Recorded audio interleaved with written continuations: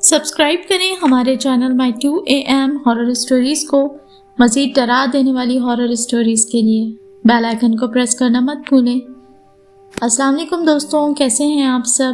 امید کرتی ہوں آپ لوگ سب خیریت سے ہوں گے اور جہاں بھی ہوں گے بہت خوش ہوں گے۔ آج جو ہارر اسٹوری میں آپ کے ساتھ شیئر کرنے لگی ہوں یہ مجھے اسد نے بھیجی ہے کراچی سے۔ اسٹوری بہت ہی زبردست ہے، امید ہے آپ سب دوستوں کو پسند آئے گی۔ اگر اسٹوری اچھی لگے تو ویڈیو کو لائک لازمی کریں اور زیادہ سے زیادہ اپنے دوستوں کے ساتھ شیئر کریں۔ تو چلیں پھر آج کی ہارر اسٹوری سٹارٹ کرتے ہیں۔ تو پھر لائٹس آف کریں، ہینڈ فری لگائیں اور اس خوفناک سی ہارر اسٹوری کو انجوائے کریں۔ اسد نے لکھا ہے کہ یہ میرے دوست کا واقعہ ہے، آئیے اسی کی زبانی سنتے ہیں۔ مجھے بارش بہت پسند تھی۔ جب بارش ہوتی تھی تو اکثر میں اپنا بستر اٹھا کر چھت پر لے آتا تھا سونے کے لیے۔ اس طرح سونے کا تو مزہ ہی اور ہے۔ ایک دن گرمیوں کی رات تھی، میرے ساتھ ساتھ سب گھر والے بھی چھت پر سو رہے تھے۔ اچانک رات کو بارش ہونے لگی تو سارے اپنی چادریں تکیے سنبھالے نیچے بھاگے، مگر میری عادت تھی کہ میں نیچے کی چٹائی اپنے اوپر ڈال کر سوتا رہتا تھا جب تک کہ بارش زور نہ پکڑ لیتی، کیونکہ مجھے ایسے بہت اچھا لگتا تھا۔ اس رات بھی سارے گھر والے نیچے چلے گئے اور میں اکیلا چٹائی ڈالے سوتا رہا۔ غنودگی میں تھا کہ اچانک مجھے 2 بلیوں کی زور سے لڑنے کی آوازیں آئیں۔ لڑتے ہوئے ان کی آوازیں بہت بری لگ رہی تھیں۔ وہ لڑتے ہوئے چھت کی چاردیواری پر دوڑ رہی تھیں اور آوازیں اتنی بھیانک تھیں کہ مت پوچھیں۔ پہلے ان کے رونے کی آوازیں سن کر میں بے چینی میں جاگ گیا۔ سوچا کوئی جوتا اٹھا کر ان کو بھگا دوں، پھر سوچا کہ نیند میں اندھیرے میں جوتا کہاں ڈھونڈوں گا، تھوڑی دیر بعد خود ہی لڑ کر تھک جائیں گی تو چلی جائیں گی، اور پھر اچانک خاموشی ہو گئی۔ میں دوبارہ غنودگی میں چلا گیا، تبھی ایک بلی کی زوردار چیخ میری چارپائی کے عین نیچے سے آئی اور میں اچھل پڑا۔ میں نے چارپائی کے نیچے جھانکا مگر وہاں کچھ نہیں تھا۔ ادھر ادھر نظر دوڑائی مگر وہاں پر بھی کچھ نظر نہیں آیا۔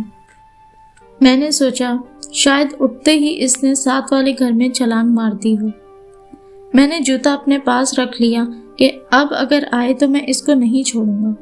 میں دوبارہ لیٹ گیا اور خود کو پرسکون کرتے کرتے تھوڑی دیر بعد دوبارہ نیند میں چلا گیا۔ آنکھ تب کھلی جب بلی کے غرانے کی آوازیں میں نے اپنے چارپائی کی سیدھی طرف سے محسوس کی۔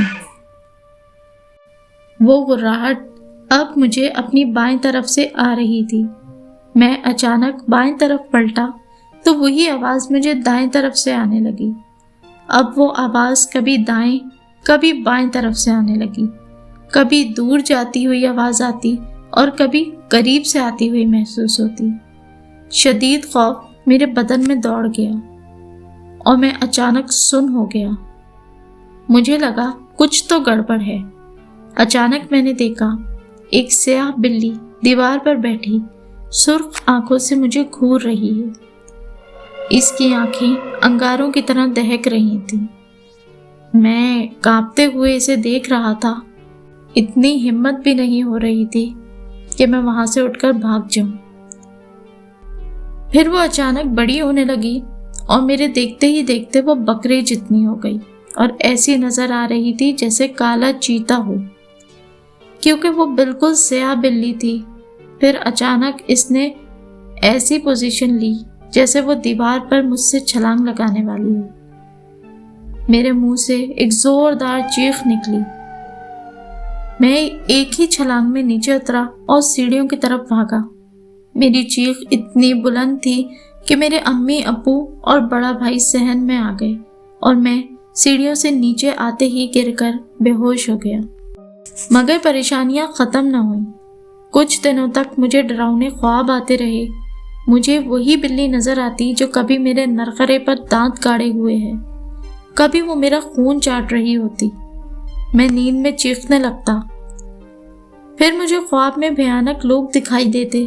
کسی کا سر نہیں ہوتا تھا، کسی کا گوشت لٹک رہا ہوتا تھا، آنکھوں کی جگہ کالے سوراخ ہوتے، یا پھر بازو ہی کٹے ہوئے ہوتے۔ میں بہت بیمار رہنے لگا، کمزور ہوتا گیا، ڈر کے مارے میں گھر سے باہر ہی نہیں نکلتا تھا۔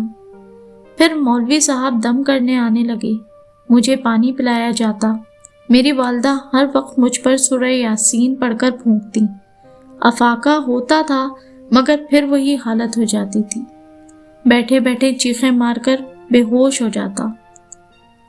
ایک روز میں بیٹھا پڑھ رہا تھا کہ کسی کام سے کمرے میں اپنی امی کے پاس گیا۔ مجھے ایک دم ڈر سا لگنے لگا۔ میں اپنی امی کے پاس گیا کہ وہ مجھ پر کچھ پڑھ کر پھونک دیں۔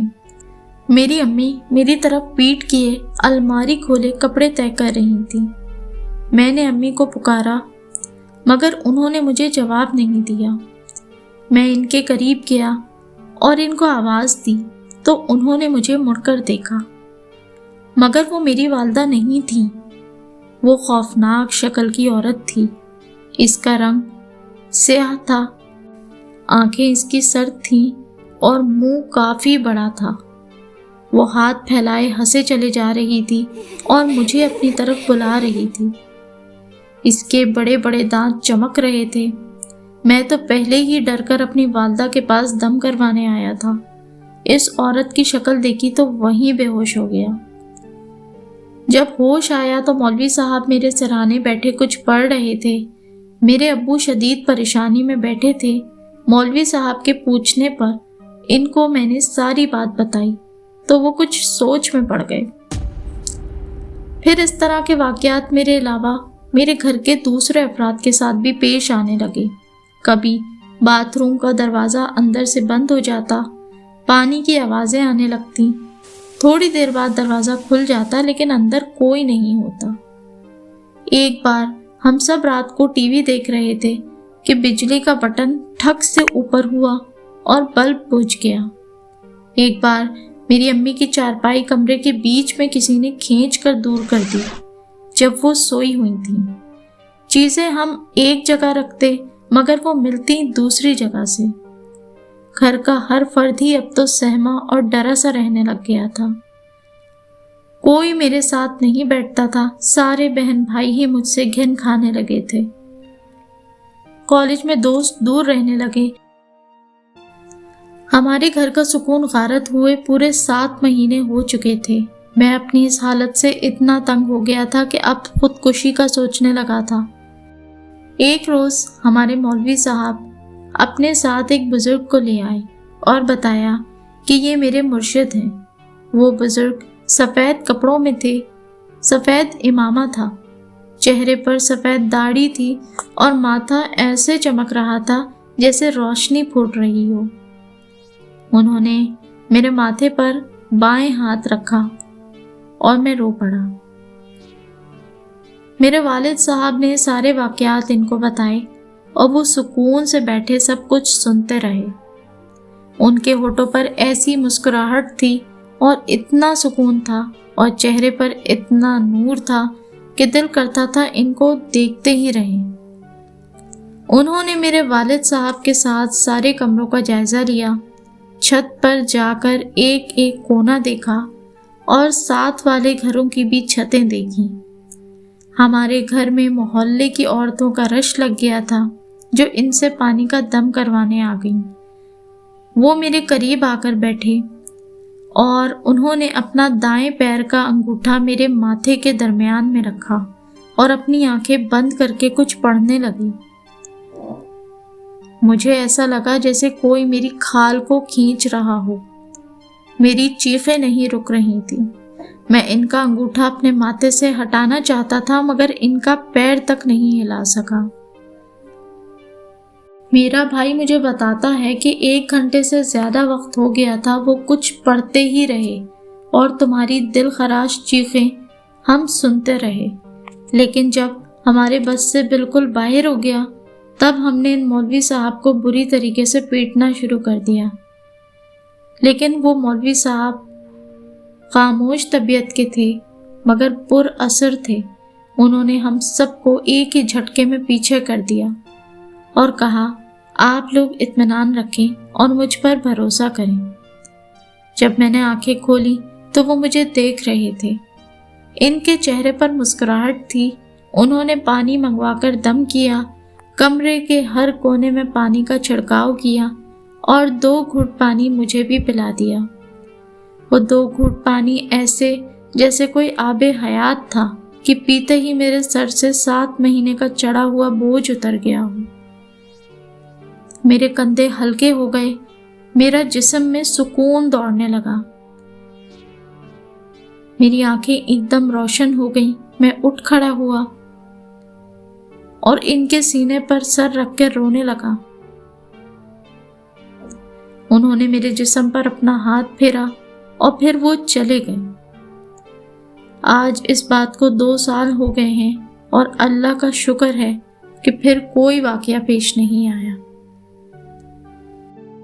دوستوں، یہ تھی میری آج کی سٹوری۔ امید ہے آپ کو اچھی لگی ہوگی۔ اگر اچھی لگی ہے تو اپنا پیارا سا کامنٹ کر کے ضرور بتائیے اور ویڈیو کو لائک لازمی کر دیجیے۔ اور اگر کوئی کمی ہے، سٹوری سننے میں آپ کو مزہ نہیں آتا، تو اپنی رائے سے بھی آگاہ ضرور کریں۔ آپ لوگوں کی رائے میرے لیے بہت قیمتی ہوتی ہے۔ تو اپنا پیارا سا کامنٹ کر کے ضرور بتائیے کہ آج کی کہانی کیسی لگی۔ انشاءاللہ بہت جلد آپ کے ساتھ ایک بہت ہی انٹرسٹنگ سٹوری دوبارہ سے شیئر کروں گی۔